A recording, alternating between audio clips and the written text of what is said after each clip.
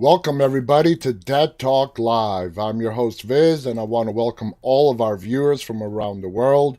Thank you for tuning in. If you're joining us for the first time and want more information about our show, please visit us on the web at deadtalklive.com. This show is simultaneously streamed to YouTube, Instagram, Facebook, Twitch, and Twitter every night. So, of course, I want to send out a big welcome and thank you to all our moderators on Instagram and all the other platforms. Want to welcome, let's see who we have here. We have Christopher Cunningham joining us. Philip is with us. Lisa Sej is with us as well on Facebook. On the Instagram side, McGraw just joined us. K1 Zos is also with us saying hello. Hello back, Zos. Jericho is joining us. And a whole bunch of other people. So I hope everyone is doing well. And wow, I saw the latest Walking Dead episode last night. And make no mistake about it. That episode that was just aired this past weekend is all about Princess and nothing more but to give us an insight into Princess's background. We got no real useful information about the Commonwealth. Nothing. Really, absolutely nothing. It was all about Princess. And the whole episode was to give us an idea of her background, what kind of family she came from. We know that she has suffered many abuses when she was growing up. We also know how she has been coping living for a whole year in isolation in that city. She's basically having hallucinations, which explains a lot about that scene when we first got to meet her, when she comes across Yumiko, Eugene, and Ezekiel, about her questioning them if they're actually real. That makes a whole bunch more sense right now. I believe when she met them, she asked them a question. She asked them to ask her a question that she would not know an answer to. Or it was reverse, basically the capital of some state. And it makes perfect sense after watching this past Sunday's episode. And it's not really hard to imagine suffering from traumatic, PTSD from growing up, and then having the zombie apocalypse thrown into that, living in isolation an entire year. We know how she arranged all the walkers in that abandoned city in various cafes. She's a very imaginative person. And she even says so in yesterday's episode. She is a person who has a big imagination. But that show that we just saw this past weekend endeared Princess even more to my heart. She is such a real character that a lot of people can relate to. That's why she became a fan favorite from the first second that we saw her on the screen. And after the episode, this past Sunday's episode, it just endeared her even more into all of our hearts. So I love the fact that they dedicated a whole episode to giving us some background information on Princess. Now moving forward, are we going to get any more background on her? Is it really necessary? I don't really think so. I think we can go now into season 11 in regard to Princess's character and know what we need to know as fans to see how she is going to interact and react to the people that she's going to come across. Not only our survivors back at Alexandria, but also the Commonwealth. Okay? The Commonwealth, like I said, no new information was revealed in this last week's episode. Nothing, really. Yeah, I love the fact that Princess referenced their action figure outfits. That's, make no mistake about it, that is a direct reference to calling their outfits stormtroopers. And as far as The Walking Dead is allowed to do so. I love that line. We know she doesn't like dark spaces, she doesn't like tight quarters. She is very smart, okay? She is very smart. I don't understand, while she was being interrogated, give him your name. I mean, she thinks if she would have told him her name, it would be her narking on her friends. In the post apocalyptic world, what does a name matter? I mean, really, what does it matter? And some of the questions that the Commonwealth soldier was asking her, I don't know if he truly cared about the answers to those questions or he was testing her in some way. Either way, who cares what her name is? Where were you when the fall happened? Okay, so your name is Princess and you were in Pittsburgh.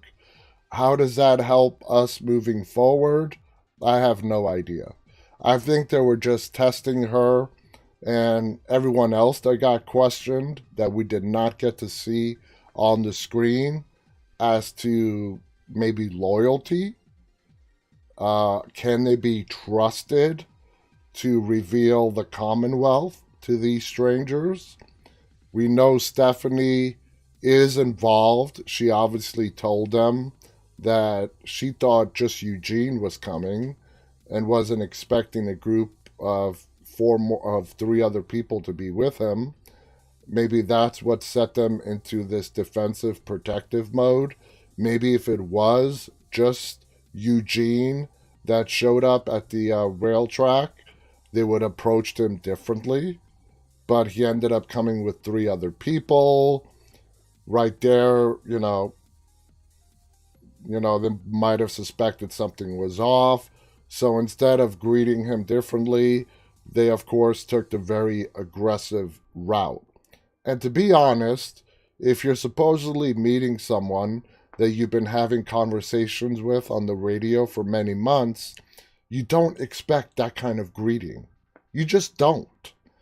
So I understand how everybody was really surprised. And when she found that way out of the car and had an escape and wanted to go check on Yumiko, which we'll get to that and her interaction with Yumiko in a second, Eugene was trying to basically tell her and remind her, hey, I've been talking to this girl for so many months. They are just testing us out, which he's probably correct. He was right. But she has triggers. Princess has a lot of triggers, and she is capable of violence. The way she took that whole sequence of events when we thought Ezekiel came into that train car, and I bought into it. I did not. I was totally surprised when we found out it was a complete hallucination. Totally surprised. And I loved how they did that. They caught us off guard. They're really great at doing that on The Walking Dead.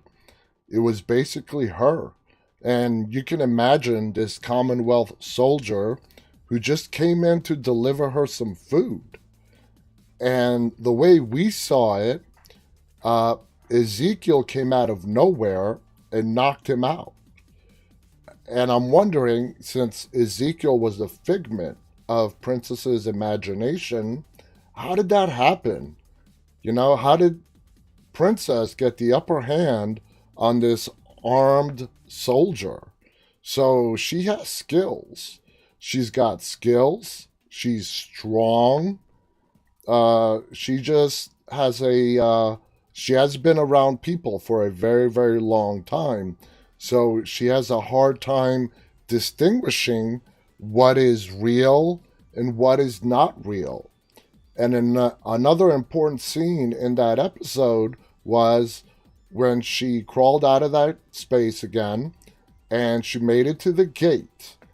And her hallucinations on the other side of the gate, in the form of two walkers and Ezekiel, that was her part of the brain that's kept her in survival mode for so long, telling her, hey, you don't know these people. Let's go. Let's do what we've always done. But she didn't do it. To her credit, she did not abandon Yumiko, Eugene, or Ezekiel. She stayed behind, went back into the train car, even though everything inside her was telling her to run. She did not run. And then, of course, the final scene, they open the train car and we see her friends hooded. And that's where it ends. What that means, what it's going to play into, how it's going to proceed, and because we're not going to see this again till season 11 starts, I have no idea. I really have no idea. But I really believe in what Eugene said. This is the way the Commonwealth, the soldiers, were caught off guard. I believe that Stephanie is at the rail yard. I really do. And the person who's going to be playing Stephanie is Margot Bingham. That was announced many, many months ago. I'm pretty sure we are going to get introduced to her probably in the season premiere of season 11. We are not going to see Yumiko, Eugene, Ezekiel, or Princess again till the beginning of season 11 when we go full steam into the Commonwealth. And we just have to wait until then to see what plays out next. And we just got little glimpses of Eugene through the grate in his train car. Yumiko had the least screen time. We saw her in the beginning when they were taking them all separately, how she fought back for them to leave Princess alone, and they knocked her out. Now you gotta start questioning, because of Princess's hallucinations, how much of that was real? Did that actually happen? Did Yumiko fight back, trying to get to Princess as Princess was being taken into custody, for lack of a better term? Did they whack Yumiko across the head with that rifle when she was supposedly talking to Yumiko, who was in the next car over? Was that really Yumiko? Was Yumiko there? Did Yumiko get hurt? We don't know. It could have all been a figment of Princess's imagination. We have no idea. The only thing that I'm pretty sure was real was Eugene trying to talk her out of escaping, letting him out of his train car, and Eugene telling her to get back inside and just go along with what they're saying. They're testing us. Just play along. That I'm pretty sure was real. But everything else, we know the whole Ezekiel sequence was a figment of her imagination. Did Yumiko get hurt? Was that Yumiko in the next train car? Was Yumiko talking to her? We have no idea. No idea. We do know that Princess has a very, very active imagination. And I know the chats have been going crazy. I'm just going to read some of your comments. Christopher Cunningham says, love the channel. Thank you, Christopher. It's great to have you here. Daniel Marino is also with us on Facebook. So is Tyler Durden on YouTube. Welcome to you, to all you guys. Thank you for joining us. Colette writes, she seems so mixed up. Yeah, poor kid. I feel bad for her too, but I think her not being in isolation anymore is probably the best thing that can happen to her, because God only knows what would have ended up happening to Princess if she never came across Yumiko and the gang. She could have just completely gone into her own world and would never be able to come back. Philip writes, I love the part where Princess beat the heck out of the dude in the train car. That was kick-ass. I did not know she had that in her. You know, a lot of people judge her on the very flashy wardrobe, the very colorful wardrobe that Princess likes to wear. But make no mistake about it, she's extremely smart. She is strong. She took down a fully armed soldier with her bare hands.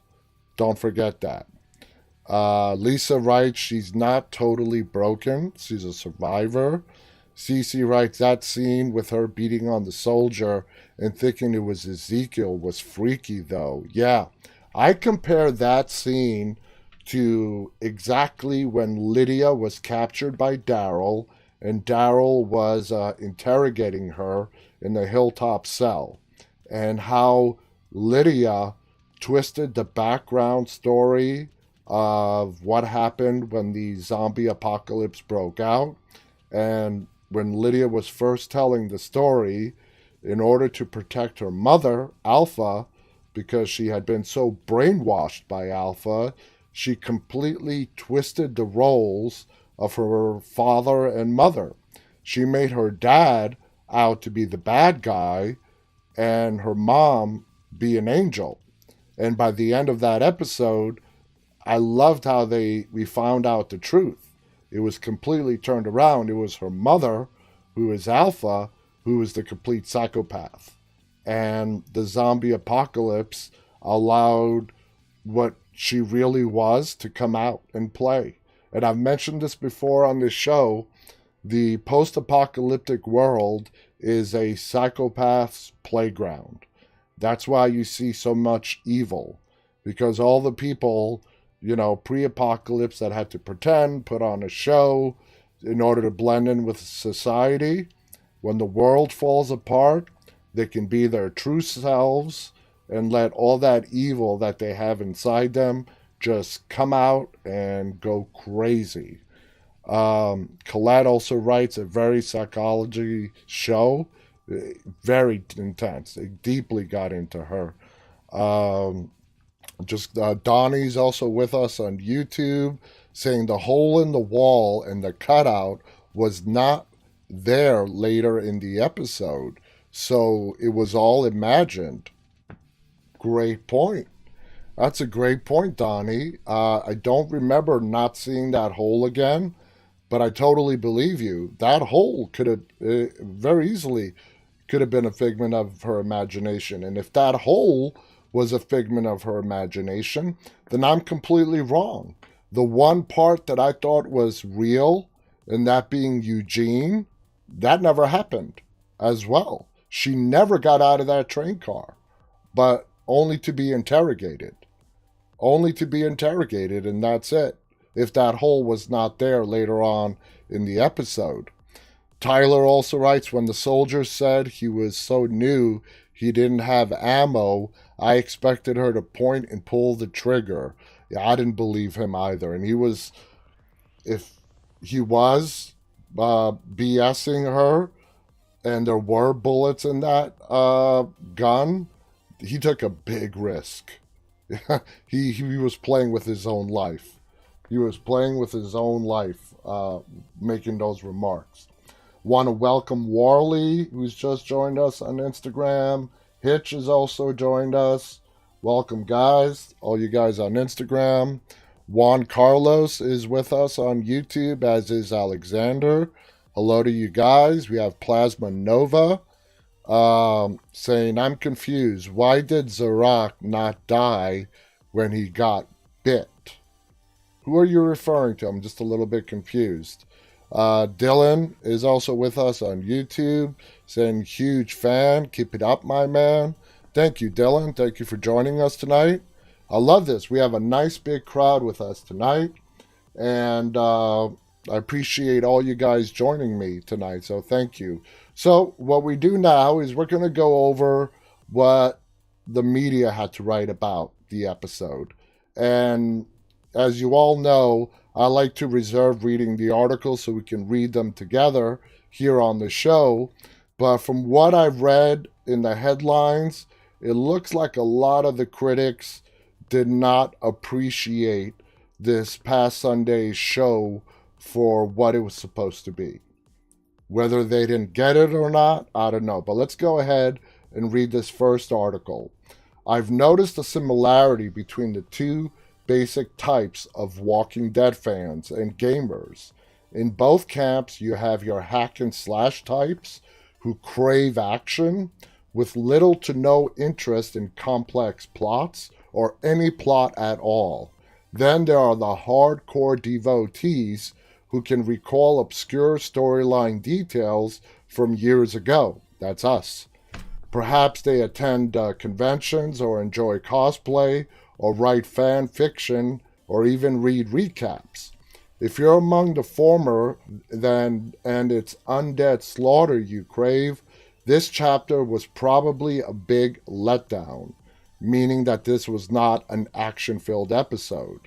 Besides the hallucinations of the walkers next to Ezekiel, we really did not see any other zombies in this show. There were more zombies in the opening credits than anywhere else, and the two useless flesh bags we saw stuck on the fence, but this intimate princess close-up was moving enough to perhaps even win over zombie splatter purists and those who find her quirks more annoying than endearing. Add a tantalizing morsel of insight into the military outfit that's holding her and her new pals captive, and you've got a fairly satisfying episode. The scene where the season finale left off as the foursome Princess, Zeke, Eugene, and Yumiko is rounded up and separated by low-rent, I love this, low-rent stormtroopers. Low-rent stormtroopers in red striped white armor. Princess makes a move for one of their weapons, and Yumiko takes a rifle stock to the head when she tries to help.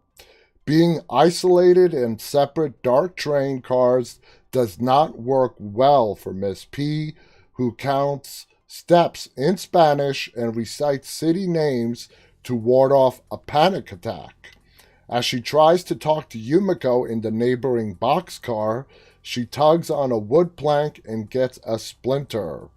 That silver is a metaphor for a nagging pain that's not life-threatening, but hard to get rid of. Princess, as we learn, is carrying some deeply embedded emotional splinters as well. From the start, Princess seems more concerned about her new friends than for herself. She tries to keep a concussed Yumiko awake by chatting a lot, and when her buddy is dragged away by the troopers, she tries to convince Eugene to launch a rescue mission. Both of her friends express some concern that Princess is more trouble than help. Yumiko implores her to do as she's told, and Eugene goes even further by saying she's going to make things worse. These probably accurate comments really sting, as Princess is touched by the idea that people are truly friends, the first she's had in a very, very long time. Eugene, of course, is still holding out hope that this army is tied to his dream girl radio pal Stephanie, because, well, let's be honest, what else does Eugene have going for him? Ouch! Damn, that's harsh.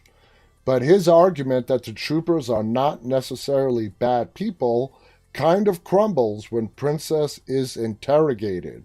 Her very creepy, naked examination is explained as a zombie bite check, so as not to suggest any awful connotation otherwise, meaning these guys were perverts. But when it ends with a backhand that sends Princess flying, and the reason is because you're being a bitch, even Eugene would have to agree these guys and the few we meet are all men, are not good folks. At least old Rick kept his housing application questionnaire short. This one is a real grill session. What were you doing during the fall? How old are you? What was your SAT score? Did they ask that? Your social security numbers and net incomes for each of your friends. No, they did not ask that. The slap that Princess suffered evokes memories of a sad tale at the root of her trauma. She recalls being in a similar spot as a kid, locked away as punishment. She caught a splinter from scratching at the door jamb. Her stepdad smacked her in the mouth like the trooper did. She fights back, tears while admitting her jaw has been fractured several times. Perhaps worse than her father's physical abuse, and more accurately, it was her stepdad, was the emotional damage from her cold, cruel mom, who, as we learned on Sunday, would not step in to protect her daughter from her stepdad that was abusing her. The twist comes when Ezekiel rather magically appears through a hatch in the roof and then cold cocks a trooper who came to deliver food. Now, that should have been a signal to all of us. It did not ring any red bells to me, but it really should have been a signal that that is really not something that Ezekiel would do. Besides, when that stormtrooper came in, it's a square box that she's being held in. There is no place to hide. So how did he stay out of that guy's line of sight long enough to pop out of nowhere and knock his lights out? But I missed it. Now it's their turn to do the interrogating, and the very young soldier looks like he could be in some sort of end-of-the-world ROTC program. He knows very little but talks a good game. We've got valuable stuff. And then Princess's response is medicine, ponies, and we're for the benefit of all who seek solace at our gates. Well, you sure have a funny way of saving people, pal.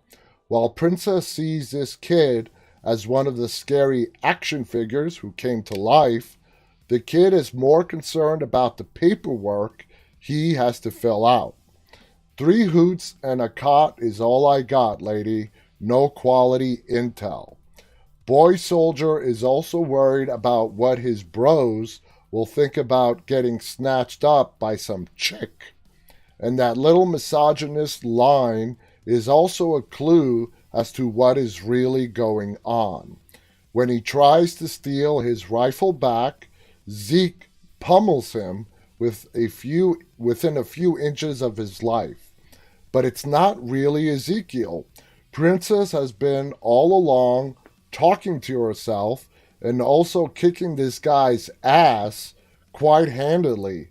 When the soldier later asks who is she talking to, Princess delivers a classic, honest self-diagnosis. I'm not crazy if that's what you're thinking. I mean, there's the ADHD, the PTSD, the depression, the crushing loneliness, and the active imagination that helps me cope with all of that. But, like, maybe that's the only sane response to an insane world. You know what I'm saying? We hear you, sister. Miss Princess considers ditching her new friends, but another weird conversation with imaginary Ezekiel and 2 train enthusiast zombies changes her mind. What was up with the train get-up that those walkers were wearing in Princess's imagination?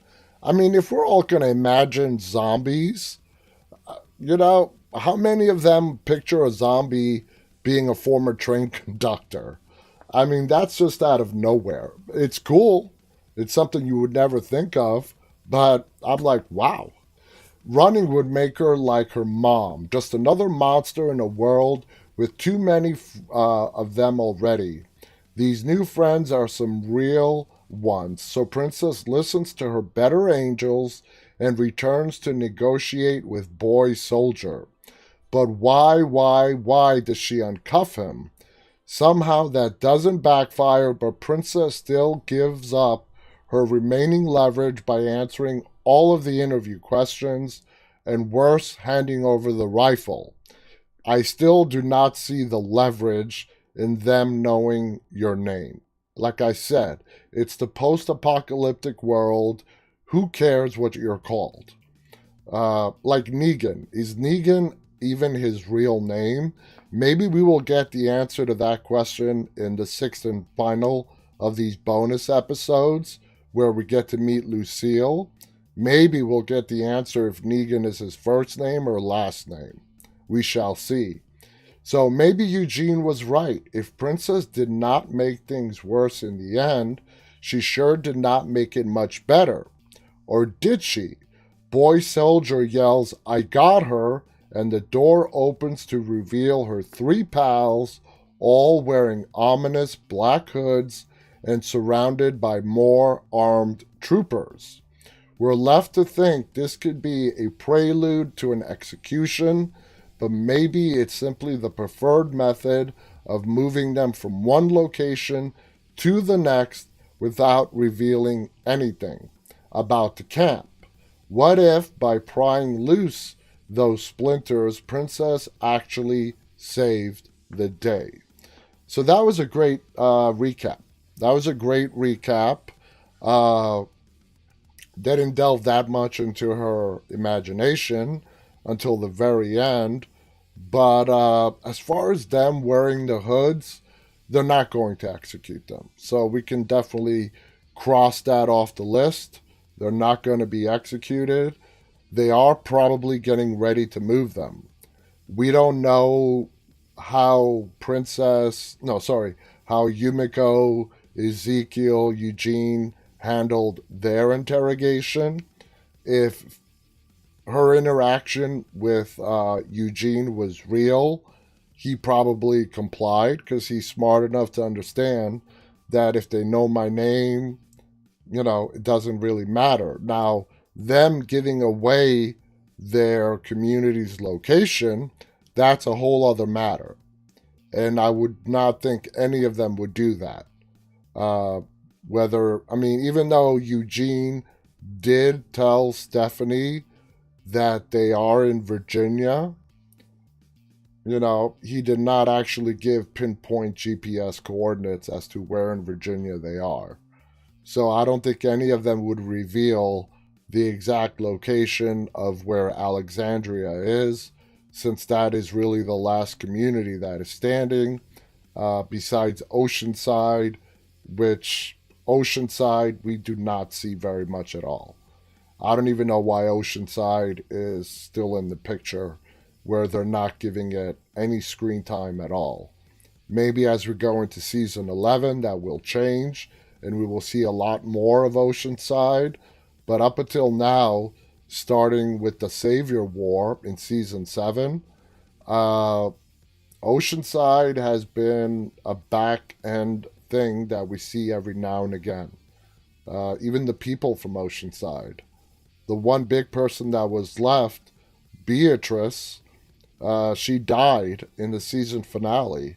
She got eaten by walkers at the end of the Whisperer War. So who the hell knows? Tyler Durden on YouTube writes, "No!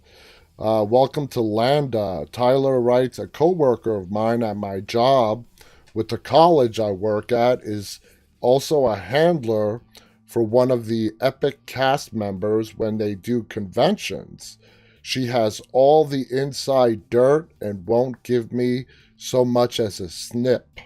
Yes, everybody who is associated with the show in one way or another, they are under very strict guidelines. They are not to reveal anything, or else they will end up in court. Khaleesi writes she has a great imagination. Khaleesi also writes Eugene would if it was to save his life. Absolutely. And besides, it's no harm in it, giving them your name. But yeah, Eugene would do whatever it takes to save his own hide. Has he changed enough over the years to where he would withstand severe torture? I don't know. I want to say no. I want to say that if anyone is going to crack first to not be in pain, it would be Eugene. He would be the weak link. Even though he has come a long way, but considering what he started off as, that's not really saying that much. Uh, so, anyway, welcome to all the new people. Leonardi is with us on Instagram, giving us a smiley love face. Taffer is also waving at us on Instagram. Welcome to all you guys on Instagram. Thank you for joining us. Rowena is with us on YouTube, just joined. MDB Chronicle is here saying, bring Shane, Glenn, and Beth. We missed those guys. Shane, Glenn, and Beth. We definitely missed them. All right, here's another article. So The Walking Dead puts its bonus episodes to good use with an intriguing experiment. Now, in the time we have left, let's see if we have an article that I know I found some that did not really like this episode. Let me go through the headlines here. Here it is. The Walking Dead Season 10, Episode 20 review. One of the most needless episodes in the show's history. I do not agree with this, but we're going to go ahead and check it out. It's not easy to encase a dramatic narrative almost exclusively within the confines of a dark, tight space.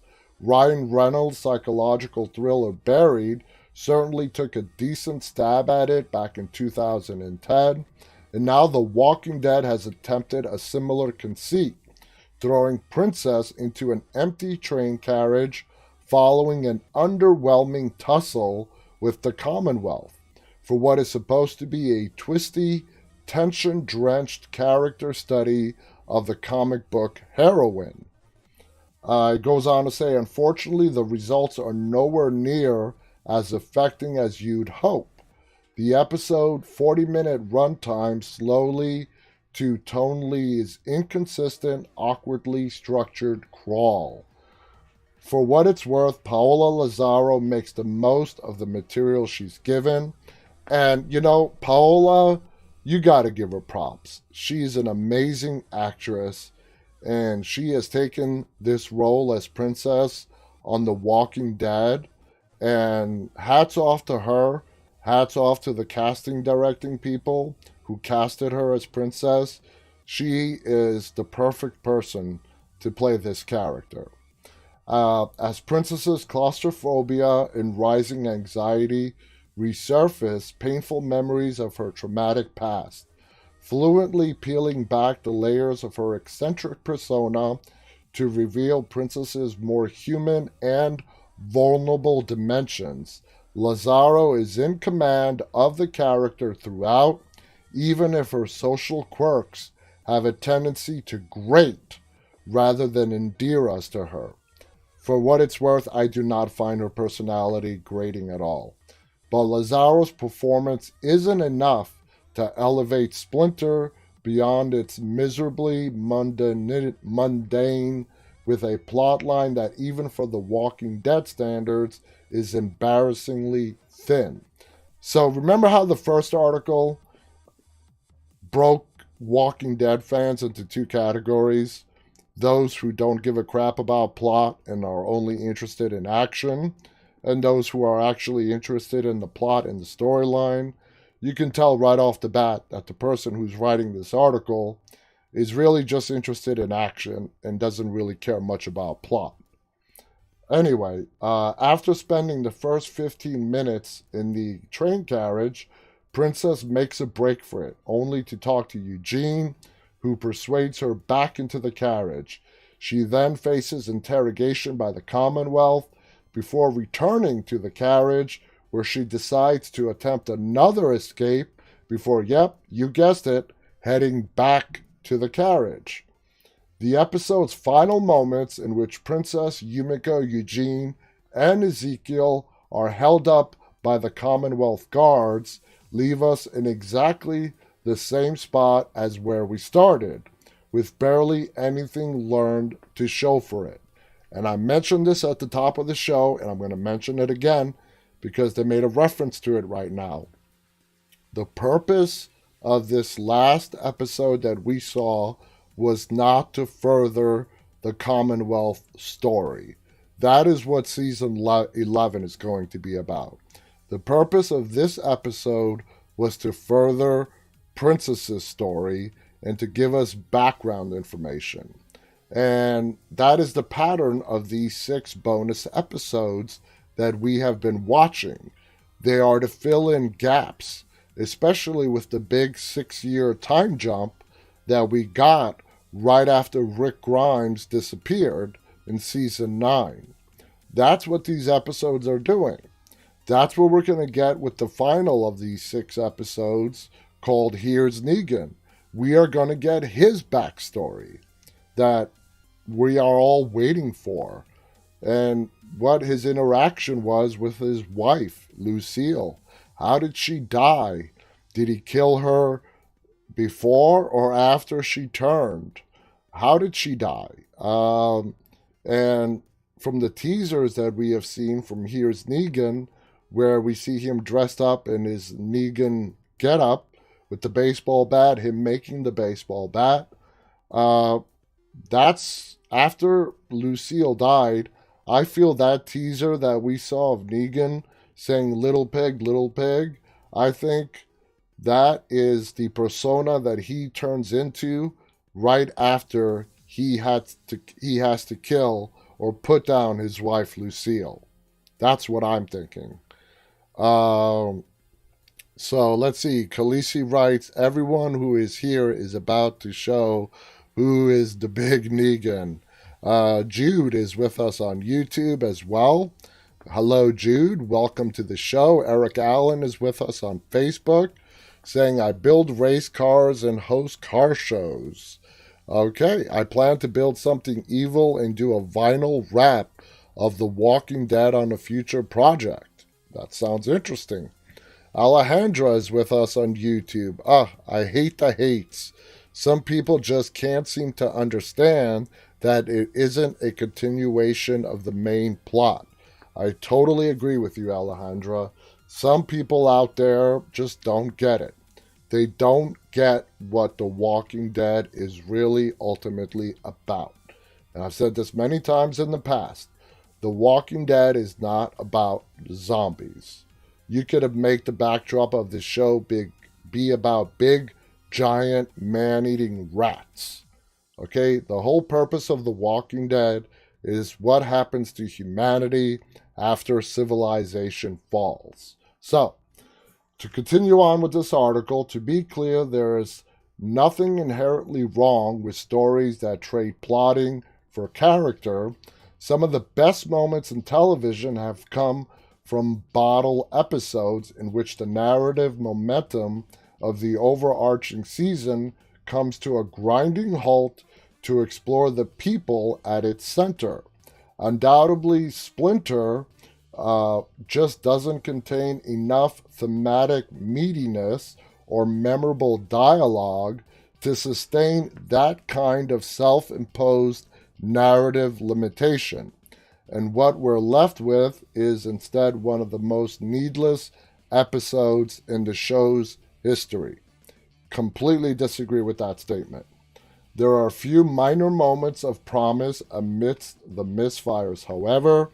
The big last-minute twist in which we discover that Princess has been imagining much of the events of the episode was pulled off smartly with subtle visual and audio clues that invoked a sense of the illusionary in the moments leading up to the big reveal.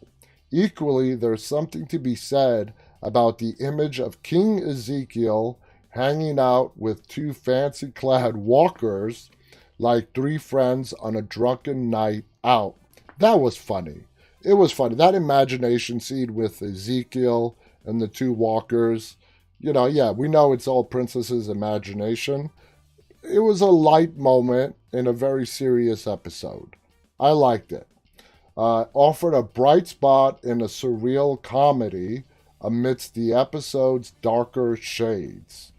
We even learned a few nuggets of new information about the Commonwealth, who processed newcomers with all the convulsion and coldness of an over bureaucratic state. We're careful because we have a lot to lose, says the guard who brings Princess her lunch. That culture of insultery will no doubt be a source of tension for our survivors once they enter the Commonwealth in mass next season.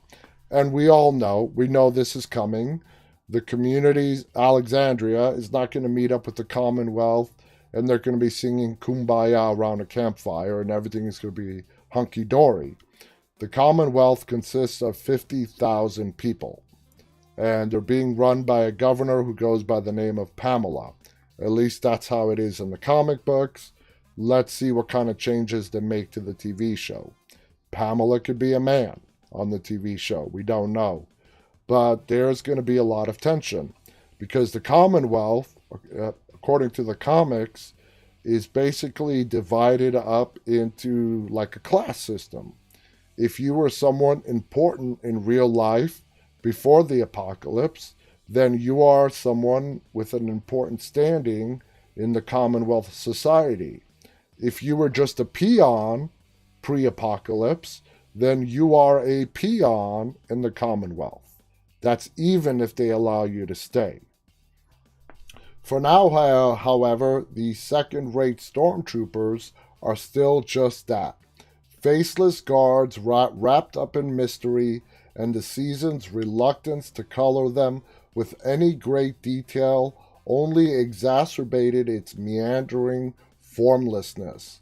With 2 episodes left in The Walking Dead Season 10, and the previous 4 swinging wildly in quality and entertainment value so far, here's hoping the showrunners can escape the bad taste left behind by Splinter and seg us into Season 11 with a strong sense of anticipation and promise. So, as I said, this person who wrote this article did not enjoy the episode.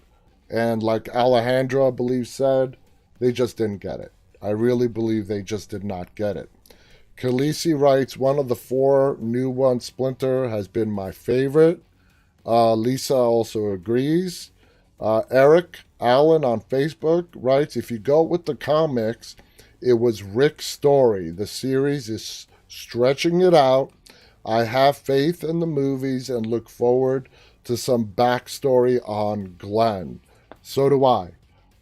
And I think we're going to see Glenn again in the spin-off series Tales of the Walking Dead, where each episode is going to be a story in of itself. And I believe they're going to bring Stephen Yen back, and we're going to see, the way I understand it, we're not going to find out what Glenn was up to pre-apocalypse because he was just a kid. I mean, I don't see how they can make anything interesting out of a kid who was delivering pizzas. But we are going to get to see what Glenn was doing as the apocalypse was breaking out. And probably, ultimately, that episode will be ending with how he comes across Shane, Laurie, and the rest of the group that we got to meet in Season 1 at the camp on The Walking Dead. Colette also writes about Pope. Yeah, we still have that big question mark on who this Pope character is, what's his beef with Maggie, and we don't really know much about that at all. And why he has picked Maggie, why is he trying to kill her? She apparently doesn't know either, so that needs to be explained as well. Eric Allen on Facebook writes, I think it will end up on a cliffhanger with a war between the 2 massive communities, no broadcast ending. Now, when you say massive communities, Alexandria, in my opinion, is not a massive community. At best, they may be nearing 100 members, if that. Even combining them with all the people that came over from the hilltop, adding the people that came over from the kingdom, and then, of course, Oceanside. You're maybe looking at a couple of hundred. And then you have the Commonwealth that is 50,000 strong. And then don't forget, we also have the CRM. Now, they're a force to be reckoned with. They are 200,000 strong, armed to the teeth, and they were a group that was prepared for if and when civilization ever fell, they would have everything they need, from helicopters to enough fuel to food to everything else. So Eric explains he meant the CRM and the Commonwealth. In my opinion, on the Walking Dead TV show, since we're going into the final season, starting in the fall of this year, with the first half of season 11, and then the second half of season 11 ending in 2022, I do not think the CRM and the Commonwealth are ever going to cross paths. That's just my opinion. I think they're going to keep them completely separate. The Walking Dead TV show is going to end with our survivors and whatever happens with the Commonwealth. The movies that are going to be centered around Rick Grimes, that's going to be the CRM. And then, of course, don't forget, we have the second and final season of World Beyond that's going to be released, you would think, sometime at the end of this year as well. So I think that's where the CRM is going to be mainly focused. And the CRM has also appeared on Fear the Walking Dead. In fact, the CRM has been more prominent, besides World Beyond, it's been more prominent on Fear the Walking Dead than on The Walking Dead proper. So, like I said, in my opinion, I don't think the CRM and the Commonwealth are going to be crossing paths on the Walking Dead Mother show. Lisa writes, if it's the CRM versus the Commonwealth, it's a no-brainer. You're right. The CRM can utterly annihilate any community. No one that we have met so far can put up any kind of resistance to the CRM. And we know from Fear the Walking Dead, Virginia is aware of the helicopter group, and she is deathly afraid of them. She doesn't know that much about them. That's why she's so eager to get information regarding the helicopter people and is willing to go to any lengths because she knows they are a threat to her. Virginia on Fear the Walking Dead has a lot of people gunning for her. The CRM possibly, I don't know if they're really interested in her. To them, she's probably just a peon that's controlling some small faction in Texas. She has the spray painters. We have the whole Madison question. We still do not know who's in charge of the spray painters on Fear the Walking Dead. A lot of questions to be answered there. And a reminder that the second half of Fear the Walking Dead is going to be premiering right after the 6 bonus episodes end. Season 6B of Fear the Walking Dead is going to premiere on April 11th. So don't forget about that. Alejandra, quick question. When is season 11 supposed to come out? It has not been officially announced, but they are filming it as we speak. Right after they finished filming these 6 bonus episodes, they went straight into shooting season 11 of The Walking Dead. So if I was to guess, I think this year The Walking Dead season 11 is going to premiere when it should be premiering and when it has been premiering for the last 11 years, and that would be sometime in October. But it has not been confirmed. That is just my guess. Blair is with us on YouTube. I agree. It will be kept separate. For the Grimes movie, it is not needed for a crossover. Too unrealistic. I completely agree with you, Blair. Keep the CRM in regard to the Rick Grimes storyline. Keep the Commonwealth with what the people of Alexandria have to deal with. I think that's a good separation. Not everything has to be mixed in together. in the Walking Dead universe. It just doesn't have to be. You don't need to do it. Don't do it. I want to say hello to It's Suds Rock, who's joining us on Instagram. I515 is also with us. W Mandra is also with us. I Am is also big us, giving me a shout out. Welcome, I Am. John 8 Fitness is giving us a thumbs up. Welcome to all you guys. We have a nice crowd on hand for a Wednesday night. We are coming up to the end of the show, guys. For all the newcomers who are still here, who are joining us, I made an announcement last week. This show is going to be airing on a major horror network. I have not announced the network yet. We're in the process of finalizing the deal. The live stream is going to continue uninterrupted on YouTube, Instagram, Facebook, Twitch, and Twitter. And then the episodes, all our prior episodes and all new episodes are also going to be going to this horror streaming service that I'm not yet ready to announce. Hopefully, we'll be finalizing the deal any day now, and I'll be able to make the big announcement as to where we're also going to be airing on television. A lot of exciting stuff is happening here with us at Dead Talk Live. I'm hoping to, like I said, have this deal finalized no later than the end of this week. And I can come out and make the announcement. Exciting stuff happening here at Dead Talk Live. Don't forget this Friday, we have special guest Scott Renninger from the original Dawn of the Dead, who played Roger. You know, Roger on Dawn of the Dead, 1978, who, when they were moving the trucks around to secure the mall, he got bit on the leg. And Roger is the famous one on the majority of the Dawn of the Dead posters as the zombie. That's the famous picture that is in all of the Dawn of the Dead movie posters when the movie first came out back in 1978. Blair writes, Madison is my personal opinion not needed on Fear, but there is so much love for the wooden character she may be in a flashback. You know, I would love to see Kim Dickens come back and revive Madison. I've told this to a lot of people who work on Fear.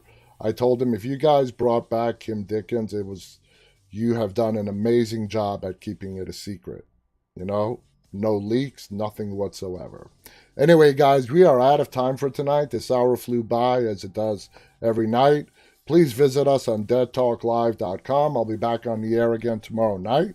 So check us out. We're on Monday through Friday. I appreciate everyone joining me tonight. I want to welcome all the new viewers that have shown up tonight. Hope you enjoyed the broadcast. And until tomorrow night, guys, stay safe, stay walking. Good night.